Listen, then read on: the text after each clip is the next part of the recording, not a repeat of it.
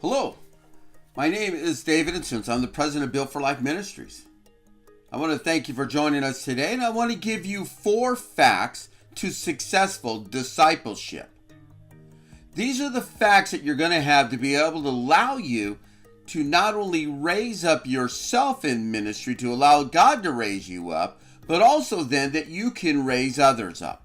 We want to be able to increase your leadership capacity. We want to be able to prepare you to lead in today's challenging church.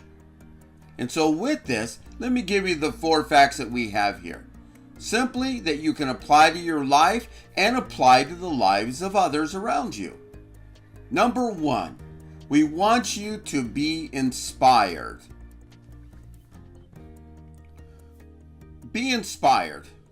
That's one of the most important parts of your ministry and your walk with God. Who inspires you in your life? What is that person that inspires you to know more of Christ? And then that person that inspires you to grow in your service with God. For myself, I had a wonderful pastor. I have a wonderful pastor, a wonderful assistant pastor. They inspire me. They challenged me always to read, to grow. Challenged me to fellowship, to have open ears, to pray for the gifts of the Spirit, and to allow me to be successful in my walk. So they inspired me. They poured into me. And man, did it give me that effectiveness that I wanted to grow, and that inspired me. I started a ministry 35 years ago. And as I got inspired, it really challenged me to continue to grow. This is what I want to challenge you. Who inspires you? Who moves you to want to be greater? In both your ministry and in business, anything you do. I have men that do that, inspire me. So now I want you to be inspired. Number 2, have vision. You see, once you've been inspired, once you've seen that in others, it gives you now a vision of direction of where you're going. There's an old saying from a friend of mine. When I was a kid, I worked on a fishing boat in Hawaii. And he would say to me, if you're a captain of a sail ship, and if you don't know where you're going, no wind is a good wind.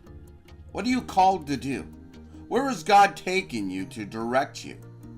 And so as you have vision, you start to inspire others with vision. You start to allow others to see because you know where you're going. You start to build books. You start to read books. You start getting involved in ministries that allow you to grow because you have vision. 2 types of vision. There's what is God doing in your life now, and what does God want to do in your life in the future? Those are the 2 ways you're going to equip yourself. We'll talk about those in future videos. So vision allows you to communicate what you are thinking with words that are easy to speak and words that are easy to understand. This will allow you to grow. This will allow you to mature.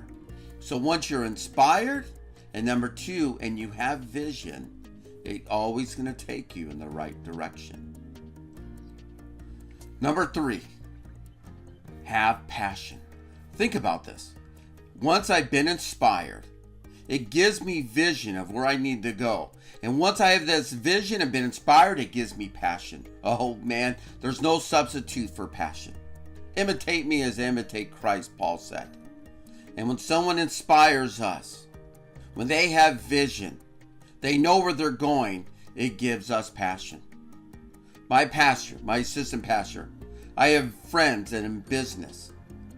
And man, when they have that passion because they've been inspired, they inspire me and it moves me forward. Being a ministry now for over 30 years, it really allows me to grow, and I want you to grow. Once you know where you're going, because passion allows ordinary men to do great things. Because if you don't have passion, who follows you? And that's the key, because you have your vision, you have passion, and allows you to move forward in the right direction. These are the things that I want. I love to be around men that know where they're going. I love to be around men that have passion. It allows us to go through the challenges of life. It allows us to go through the trials that we go through in our marriages. In ministry, marriage is exciting. Ministry moves people forward. It allows me to be used by God. Have this passion now. Be inspired. Have vision. Have passion. Number 4.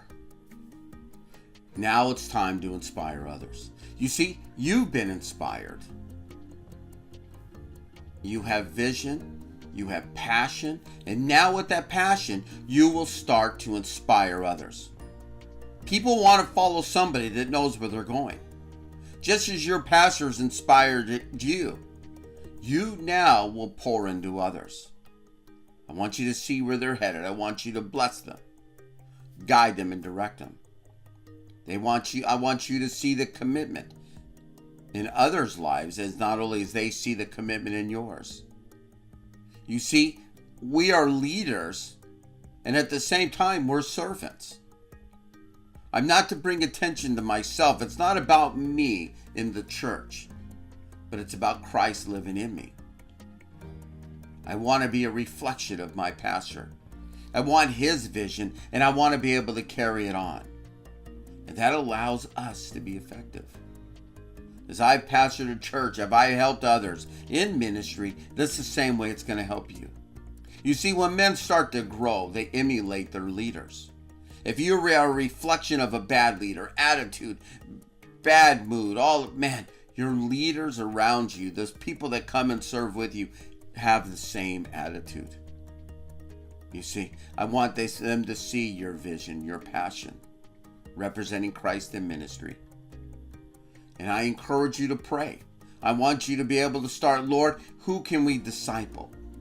Share with them great books that you've read. That's why it's so important. If you read the books, if you've done ministry correctly, in allowing God to raise you up, you'll know when others are doing ministry. You'll look for those men with the same passion as you. Men that are seeking God, seeking His will in their lives, and allow you to grow. So these 4 areas of ministry I want you to check out. I want you to know. Number 1, be inspired. Number 2, have vision. Number 3, have passion. And number 4, now I want you to inspire others.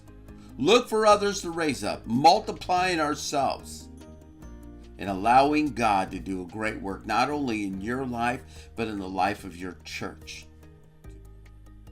So remember, start putting these things to practice. Let me know what you think of this video. Put your comments down, and I hope you like it. Share with your friends as we continue to do these videos on ministry. Be inspired. Have vision, have passion, inspire others. God bless you, and have a wonderful day.